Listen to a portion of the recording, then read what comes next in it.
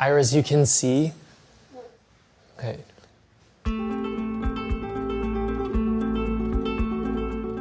Hi Vogue, it's Daniel Roseberry from Schiaparelli, reporting to you live from freezing cold and extremely gray Paris. We've got 6 days before the show, and you are joining me on my walk to work. This walk to work from the 7th to the Place Vendôme takes us across the Seine, through the Tuileries, and it's really like my creative space.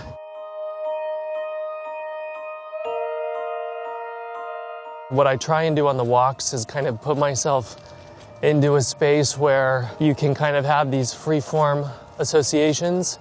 That always happens for me when I'm in movement, whether I'm walking, on a plane. Trains are amazing for that, and music, for sure. I would be nowhere without my soundtracks and my pop music. I like to play with things that I loved as a kid. What it was like to be a kid growing up in the 90s in the United States feels really interesting when it's mixed with the grandness and the extravagance of haute couture on the Place Vendôme. Actually, there's a statue over there from 1932 that I want to show you. It's by Gaston Lachaise. It's called Standing Woman. Ever since I saw her, she's been haunting me. She's an important part, both of my walk to work and of the next season. So this is the view that makes you stand up a little bit straighter when you see it, and it's a good reminder of where we are.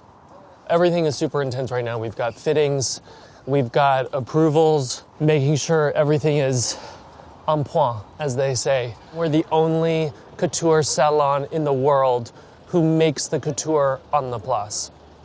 So it's a wild privilege for a boy from Plano to be working on the Place Vendôme. So let's go.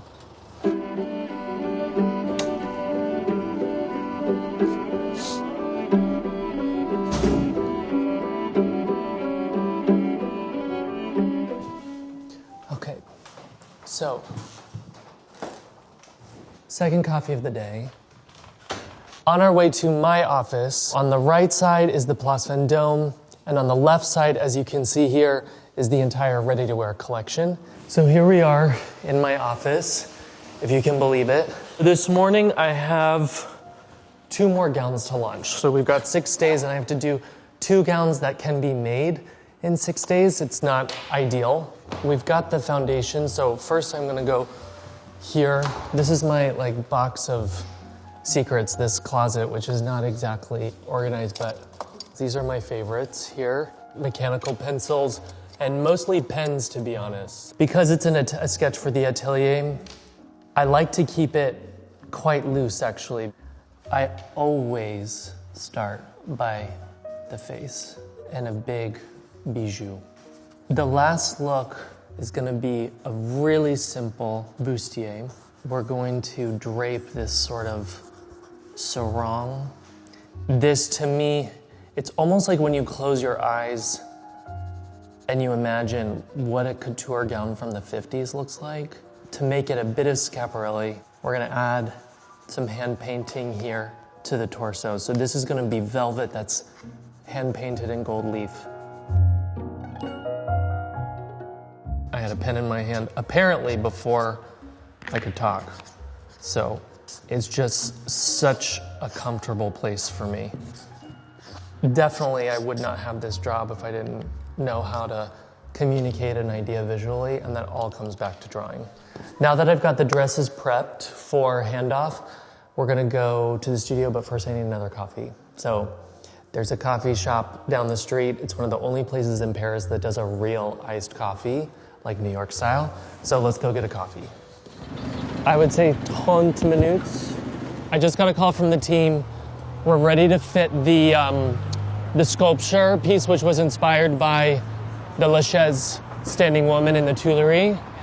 This guy who's built this structure for us is in his late 70s, and he's just one of the great honors of the job is working with artisans who are like that. They're truly artists. So I'm gonna do an iced Americano, extra ice. And then I guess one of each of these. Thank you. Even though it's cold outside, my Tom Brown days were dominated by lots of cigarettes and iced coffee, and I gave up the cigarettes, kept the iced coffee. My mom has been to every single show that I've done since Tom Brown started showing in Paris. So she's like beloved by the team, and my dad too. But we all know Mom is the star of the show.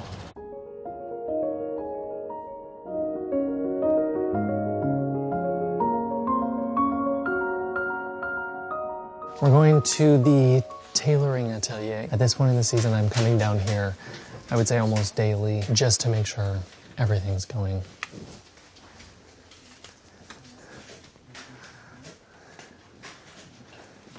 Cuckoo. Hello. Can we see a trial then of this direction? So it's the light side. We need to see what the brilliant side looks like with the two cuts.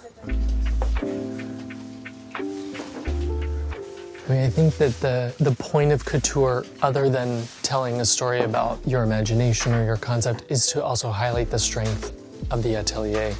And so now the beauty is that I know these guys really well at this point. So it's almost like creating shapes and concepts specifically for their hand.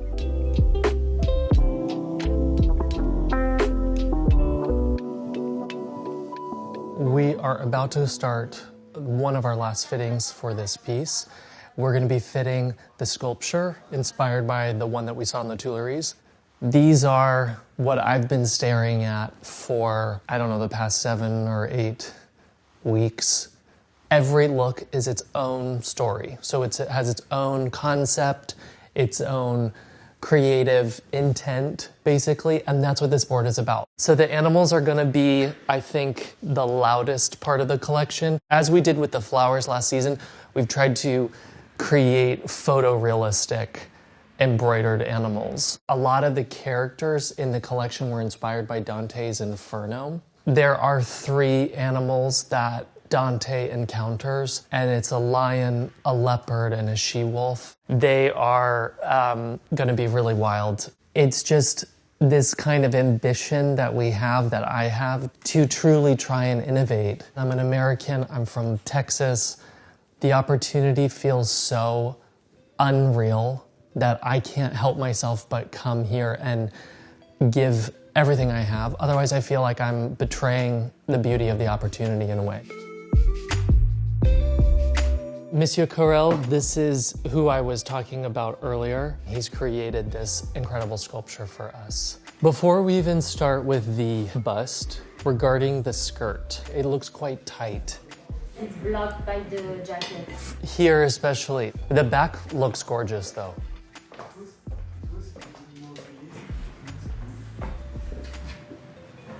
Bonjour. Iris, you can see. Okay. I don't even know how many times we've fit this, probably 6 times, something like that, to get something that felt perfectly easy for the wearer.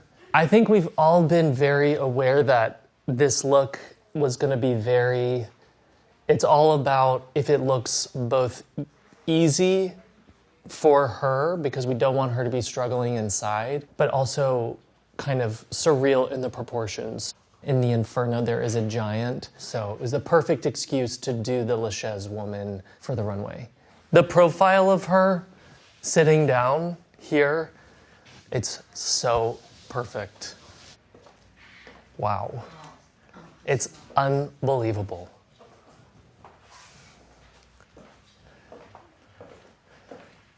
It's unbelievable. So the only thing I'll say about the patina is that I just don't want it to get less shiny, right? A little bit of a dégradé. Not dégradé, but some emphasizing certain shapes, very, very faint. But maybe we should start that.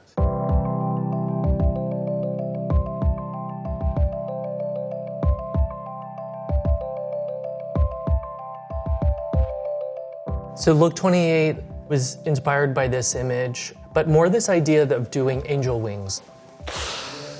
Wow, angel wings, but simplifying them to the most kind of pure line, and then having the fringe vibrate. It's absolutely gorgeous, Christian. The embroidery is inspired by a scene in Casablanca. So we call this dress the Casablanca dress. We've tried to reduce all of the silhouettes to things that made it easy to walk in, easy to move in, but that had this extremely sharp, angelic neckline. It's a bit heavy, but it's like super fit, it's super comfortable.